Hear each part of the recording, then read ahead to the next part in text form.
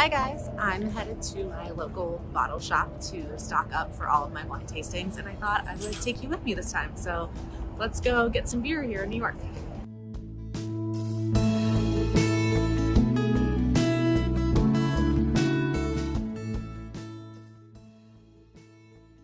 This is just a quick city bike ride for me, so grab a bike. Okay, so I just biked my dog, or dogged my bike.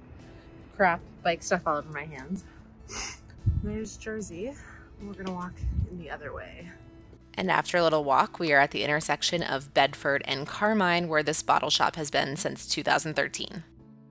So right behind me is the bottle shop. It's called Carmine Street Beers, and they have tons of classic styles that are super good for blind tasting, as well as like all kinds of local creative stuff, which aren't as good for blind tasting, but still fun to try out. So let's go get some beers together.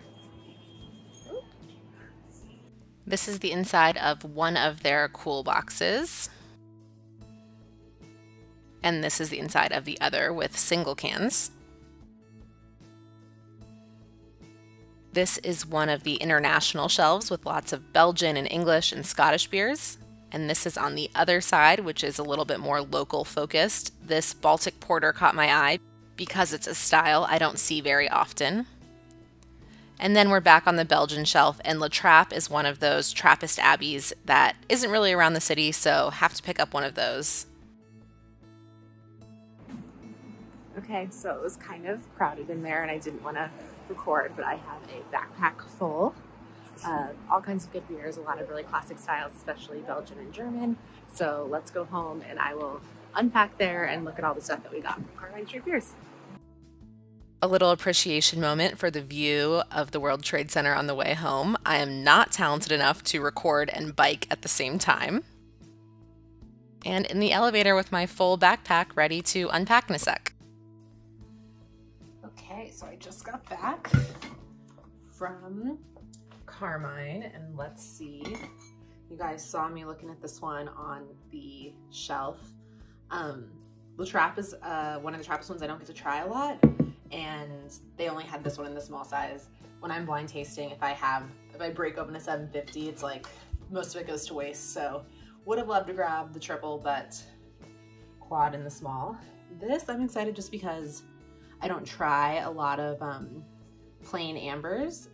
Most of the ones that I get are from the East Coast. So like the Trogs amber is kind of my go-to when I'm blind tasting. So I always wanted to grab this to mix things up.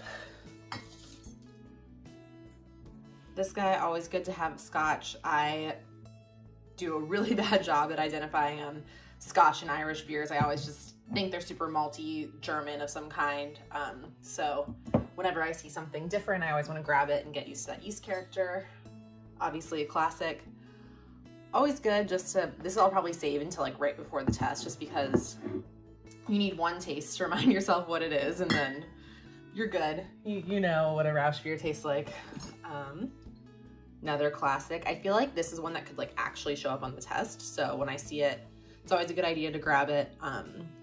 I sometimes have a hard time with stouts, just identifying how strong they are. I feel like the roast takes things over for me. So I really need to practice having that roast flavor in my mouth, and then also how high alcohol it is. So that one.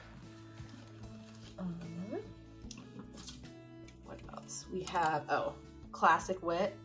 I'm about to do a video on wit beers, so wanted to grab this one when I saw it. It's always nice to not have like a mass-produced something like Hogarden, something still made craft.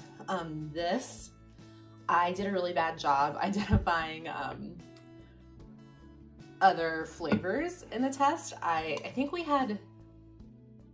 it was ginger, and I said it was lemongrass, or maybe it was lemongrass and I said it was ginger, and then I like switched it to coriander. So I just want, anytime I see something that's like somewhat of a common ingredient that could show up, I always want to taste it. If it's not like chocolate, caramel, orange, like I think yuzu is a little bit different, and good to have in the blind tasting fridge. And then I have one more. Nice local Baltic Porter. Always a good style. I think the classic examples are probably a little bit different than what this will be like, but also at 9.2%. just something good to trick and see if I call it a stout or call it a porter, or what else could I call it? Sometimes I get like a grapey quality on these, so I'm excited to see what this tastes like, and good to support local when you can. So I did get my one local beer in the run from my local bottle shop. So pretty good haul here from Carmine. So I hope you guys had fun coming along to the bottle shop with me. Let me know in the comments if there are other places in the city you would like to see, and keep an eye out for these guys on my tasting videos that are coming up. I will definitely be using them.